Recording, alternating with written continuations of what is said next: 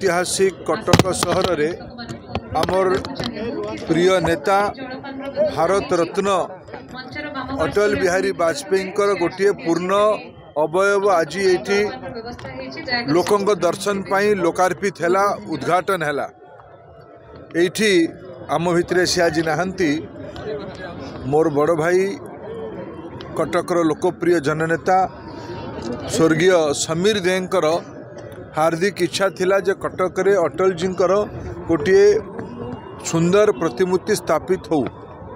अटल जी अवदान ओडिशार विकास पाई अतुलनीय। महाबात्या परे जेतेले ओडिशा रो अर्थनीति भुसुड़ी जाइथिला, जनजीवन विपर्यस्त हो जाइथिला, से समय अटल जी गोटे अस्वस्थी वाक्य ओडिशार विकास पाई अर्थर अभाव रहिबो नहीं, सतिर अभाव नथिला। से भलिया पूज्य महापुरुषंकर आज जेतेबेले शतवार्षिक आरंभ हबो, जेतेबेले तांकर शताब्दी आमे पालन करिबा पई जाउचंती, ओडिशा रे प्रथम अटल बिहारी वाजपेयी मूर्ति सरकार द्वारा स्थापित है। एटा अत्यंत गौरवर विषय। आज अटल जी अनुयायी मानकर ओडिशा रे प्रथम थर करी सरकार होइछि।